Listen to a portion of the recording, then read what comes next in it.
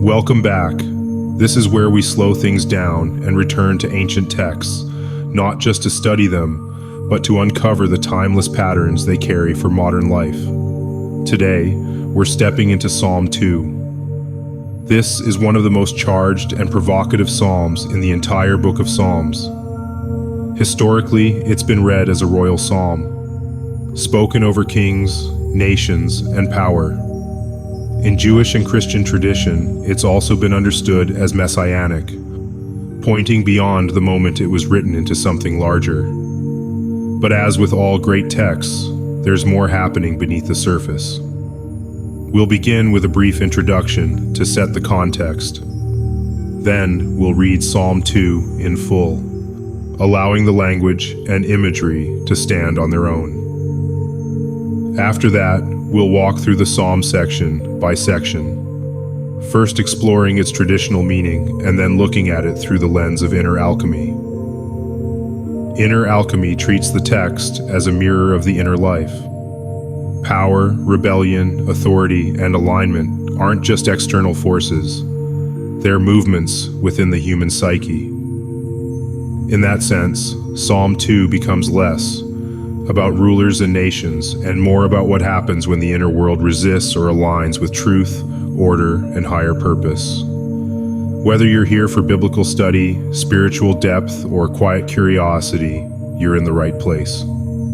If this kind of exploration resonates with you, take a moment to like the video and subscribe. We're working through the Psalms, one layer at a time. Now let's hear Psalm 2 in its entirety. I'll be reading from the New International Version for clarity, but remember, this is poetry meant to be experienced, not rushed. Why do the nations rage and the peoples plot in vain?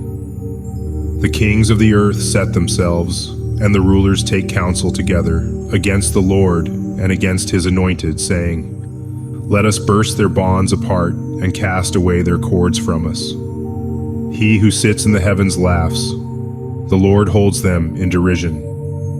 Then he will speak to them in his wrath and terrify them in his fury, saying, "As for me, I have set my king on Zion, my holy hill. I will tell of the decree. The Lord said to me, 'You are my son. Today I have begotten you. Ask of me, and I will make the nations your heritage, and the ends of the earth your possession. You shall break them with a rod of iron and dash them in pieces like a potter's vessel.' Now therefore, O kings, be wise, be warned, O rulers of the earth.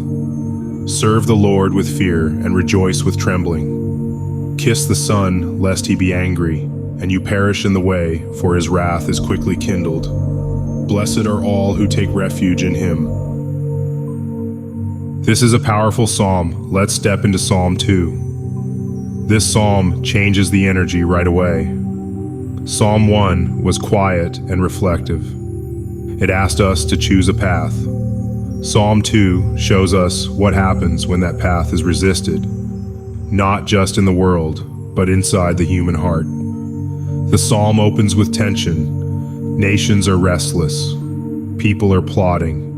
Kings and rulers push back against God and his anointed and say, "Let's break these chains. Let's throw off these restraints." Traditionally, this made sense in its time. Psalm 2 is a royal psalm, likely written for the coronation of Israel's king, David, or one of his descendants. The surrounding nations rejected the idea that Israel's God had authority over them.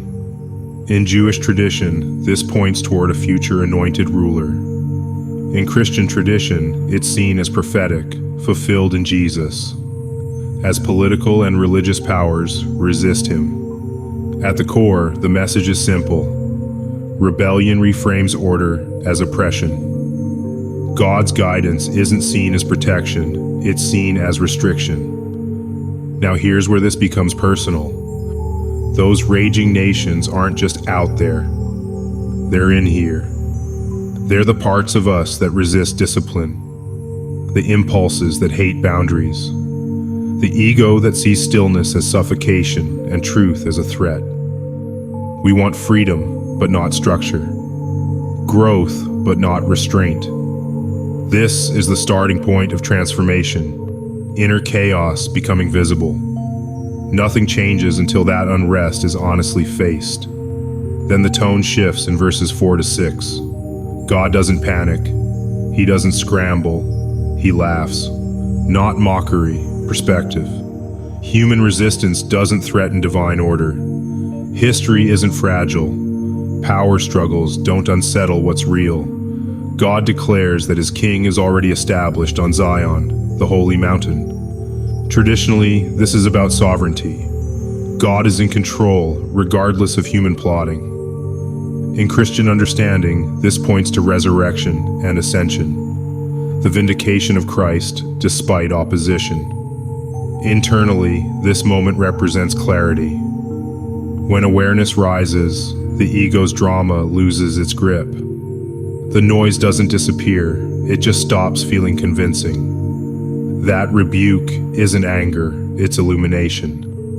The holy mountain becomes the inner center, the place where truth is reestablished, where clarity takes the throne. Now the voice shifts again in verses 7 to 9. The king speaks, "You are my son. Today I have begotten you. Ask, and the nations will be your inheritance." Traditionally, this was royal language. Kings were called sons of God as representatives of divine authority. In Christian theology, this becomes central, affirming Christ's identity and authority. The imagery of the iron rod speaks of judgment, order overcoming chaos. On an inner level, this is about rebirth. The sun represents the transformed self, the self that emerges after inner refinement. Not a new personality, but a reordered one. The nations are no longer enemies. They're integrated forces. Desires, fears, emotions, no longer ruling but aligned. The rod of iron isn't violence, it is now seen as clarity. Truth doesn't argue with illusion, it ends it. This is the movement toward wholeness. The psalm ends with instruction in verses 10 to 12. Be wise, be warned, serve with reverence, kiss the Son, take refuge. Traditionally, this is a call to alignment, not humiliation. A reminder that resisting truth leads to collapse, while trust leads to blessing. On the inner level, this is completion. Kiss the Son is symbolic language for union, mind, will, and emotion coming into harmony with higher truth. The inner conflict ends. Wrath here isn't punishment, it's imbalance. Destruction isn't imposed, it follows naturally when life resists coherence. Refuge isn't escape, it's rest. Peace appears when the soul aligns with what is real. Closing reflection. Psalm 2 works on two levels at once. Historically, it speaks of kings, nations, and God's enduring authority. Internally, it maps the journey from resistance to alignment, from chaos to clarity. It reminds us of something simple but uncomfortable. Resistance feels powerful, but it never lasts. Alignment doesn't shout, it endures. That's Psalm 2, a map of history, a mirror of the soul. If this resonated with you, share your thoughts in the comments. Like the video, subscribe for more psalm breakdowns, and as always, may you find refuge in what is true.